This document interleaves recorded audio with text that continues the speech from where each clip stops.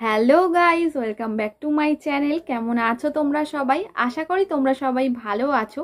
দেখতেই পাচ্ছ একটু সাজুগুজু করে নিয়েছি বাজারে যাব বলে। আজকের দিনটা আমার কাছে একটু স্পেশাল দিন। বুঝতেই পেরেছো আজকে কি? হ্যাঁ, ঠিকই ধরেছো, আজকে হচ্ছে ফাদার্স ডে।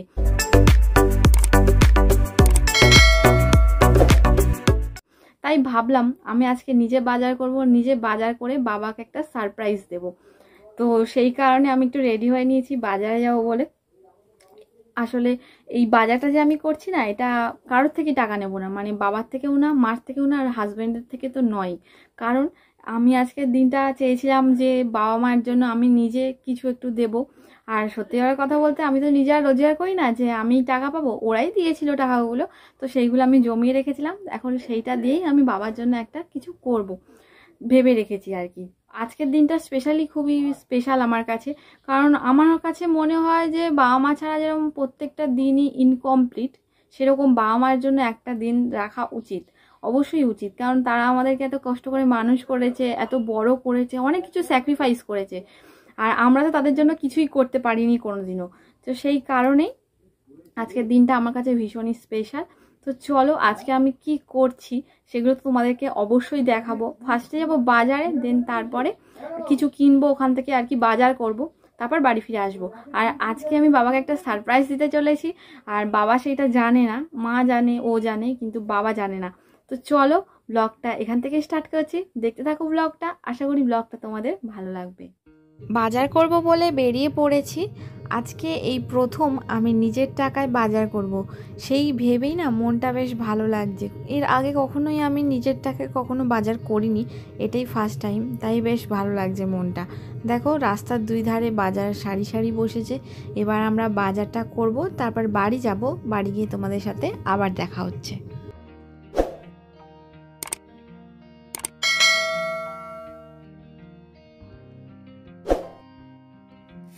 বাজার করে বাড়ি চলে এসেছি। আর এসেই দেখো কেটে নিয়েছি আলু, পেঁয়াজ আর কাঁচা লঙ্কা। এইটা দিয়ে একটু গোলা রুটি বানাবো। এরমভাবে গোলা রুটি খেতে না আমার ভীষণই ভালো লাগে। আর বর যেহেতু কাজে চলে গেছে, ওর দুপুরবেলা আমাদের বাড়িতে খাওয়ার কোনো ঝামেলা নেই, তাই আমি ঠিক করলাম যে দুপুরবেলা আমি গোলা রুটিই খাবো, ভাত খাবো না। আর অনেক কিছু কাজও বাকি আছে, ভাত খেলে ঘুমও পাওয়ার একটা চান্স থাকে। দেখো আমি আটাটা ভালোভাবে মেখে নিয়েছি। এবার আমি এটাকে রেস্টে রেখে দেবো। দিয়ে তারপরে আমি মটন এনেছি বাজার থেকে, সেটাকেই এখন ম্যারিনেট করে রাখবো। ম্যারিনেট ঠিক নয়, নুন আর হলুদ দিয়ে একটু সিটি দেবো, মা দেবে সিটিটা। তো দেখো আমি এখন নুন আর হলুদটা খুব ভালোভাবে মিশিয়ে আর রেখে দিচ্ছি।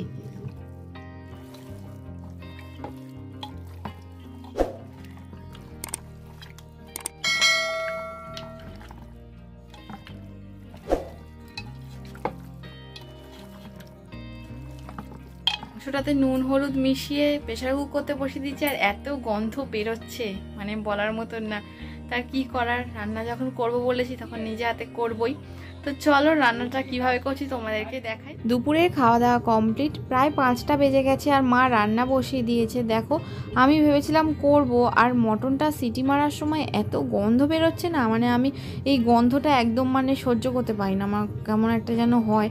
তো যাই হোক, সেই জন্য মা বললো যে তুই সরে যা, আমি রান্নাটা করছি। আর দেখো মা তো রান্না করতে এখন ব্যস্ত হয়ে পড়েছে, আর আমি ভিডিও করতে। বেশ তো ভালোই গন্ধ ছেড়েছে, যেহেতু আদা রসুন পেঁয়াজ এগুলো সব মানে বাটা দিয়ে মা মশলাটা কষিয়ে নিয়েছে, সেই কারণে মটন থেকে যে গন্ধটা বেরোয় না, সেই গন্ধটা আর বেরোচ্ছে না। আর বড় ফোন করেছিল, ও চলে আসবে, তাই জন্য রান্নাটা তাড়াতাড়ি কমপ্লিট করে নিচ্ছে মা। দেখো আমার বর তো বাড়ি চলে এসছে, আর এসেই খেতে শুরু করে দিয়েছে। খেয়ে ও ডেকোরেশন শুরু করবে। মারাত্মক লেভেলের সব ডেকোরেশন চলছে। কি ডেকোরেশন করছো গো এত? কি ডেকোরেশন করছো? সারপ্রাইজ হয়ে যাক তারপর দেখাবো। কি দেখাবে এখানে? সবই সারপ্রাইজ। মানে সব কি সব অ্যালফাবেট লিখেছে? মানে এখনো কাজ চলছে। ধরতে হবে, ধরতে হবে কি লেখা হচ্ছে না। তাহলে চুপচাপ বসো এখন। ঠিক আছে। কাজ করে করে জাস্ট হাঁপিয়ে পড়েছি। আর বর যদি থাকতো তাহলে তো কোনো সমস্যাই হতো না। ও এলো 6টার সময়, এসে খেয়েই এই ডেকোরেশনটা করেছে ওই। আমি সেরকম কিছু করিনি, এগুলো আমি জাস্ট ওই অব্র টব্রগুলো লাগিয়ে দিচ্ছি, কোনোদিনও করিনি তো, তাই খুব একটা বেশি ভালো আহামরি কিছু হয়নি, যা হয়েছে ব্যাস এইটুকুই, একটু ভালোবাসা ব্যাস। আর কি করব বলো, বেশি কিছু করতে পারিনি। আর আমার অবস্থা দেখো, পুরো ঘেমে নে চান হয়ে গেছি। এবার গিয়ে একটু ফ্রেশ হবো, দেন একটু রেডি হবো, তারপর ফাইনাল লুকটা তোমাদেরকে দেখাচ্ছি। তাহলে দেখতে থাকো আর আমার সঙ্গে থাকো। ফাইনাল লুকটা দেখো বেশ সুন্দর হয়েছে না? আর এই ডেকোরেশনটা কিন্তু আমার বরই করেছে, আমি জাস্ট একটা দুটোর ওপরে একটু অভ্র লাগিয়ে দিয়েছি ব্যাস। আর আমি একবার শুধু মুখ থেকে বলেছি যে এরকম একটা ডেকোরেশন করলে ভালো লাগতো, তো দেখো ও সেটাই করার চেষ্টা করেছে, মানে আমাকে আর কি হ্যাপি করে দিয়েছে। যদি বাড়ি থাকতো তাহলে এই ডেকোরেশনটা অনেক তাড়াতাড়ি হয়ে যেত, তো কি আর করার, অনেকটা রাত হয়ে গেছে। চলো এবার বাকি কাজগুলো করি। এ বাবা, ধারে একটা জায়গা তেবড়ে তুবড়ে গেছে, যা হয়েছে হয়েছে। Love you dad. কেমন লাগছে আমাকে সেটা অবশ্যই কমেন্ট করে জানিও। আশা করি খুব ভালো লাগছে না, খারাপই লাগছে, যাই হোক। তো একটা দিন বাবা মার জন্য রাখা অবশ্যই উচিত। প্রত্যেক দিন তো বাবা মারই দিন থাকে, বাবা মা ছাড়া কি আমরা কিছু ভাবতে পারি? কিছুই ভাবতে পারি না, কিন্তু একটা দিন স্পেশালি বাবা মার জন্য কিছু করতে পারলে বাবা মারও ভালো লাগে। তো চলো বাবার রিয়াকশনটা কি হয় সেটাই দেখি, আনি দাঁড়াও।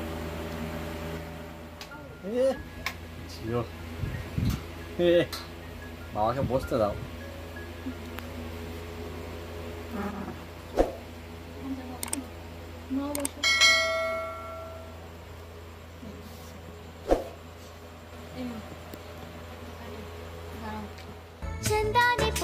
But if I lay down and I play dead and I stay dead, maybe you'll get sick of being the monster out of my head, under my bed. Think you're something out of my nightmares, standing right there. But if I lay down and I play dead and I stay dead, then will you get bored of killing me? Silhouettes of you are like a taunt. কাটা হয়ে গেছে আর মনটাও ভীষণ happy আজকে, একটা মানে ইচ্ছা পূরণ হলো মনে। তো বাবাও তো ভীষণ খুশি, মাও খুশি, কারণ এরকম কখনো এর আগে হয়নি, এটাই ফার্স্ট টাইম হচ্ছে। তো সেই কারণে সবাই একটু অবাক হয়ে গেছে, বেশ ভালো লাগলো। তো মা এবার খাবার গরম করছে, দেন আমরা খাবো, খেয়ে আবার বাড়ি যাব। তো চলো দেখতে থাকো ব্লগটা, আশা করি ব্লগটা তোমাদের ভালো লাগবে। আমরা সবাই খেতে বসে গেছি, আর আজকের ফাদার্স ডের স্পেশাল মেনু হচ্ছে মাংস আর ভাত। চলো খেয়ে নিই, খেয়ে তারপর আবার বাড়িও যেতে হবে, বাড়ি গিয়ে তোমাদের সাথে আবার কথা হচ্ছে। খাওয়া দাওয়া হয়ে গেছে, বাড়ি চলে এসেছি। আর সত্যি আজকের দিনটা না মানে সারাটা জীবন মনে থাকবে, এত ভালো দিন আমি কখনো কাটাইনি। আমি তো আজকে ভীষণই হ্যাপি হয়ে গেছি। তো চলো বাড়ি যখন চলে এসেছি এবার শুয়ে পড়বো, অনেকটাও রাতও হয়ে গেছে।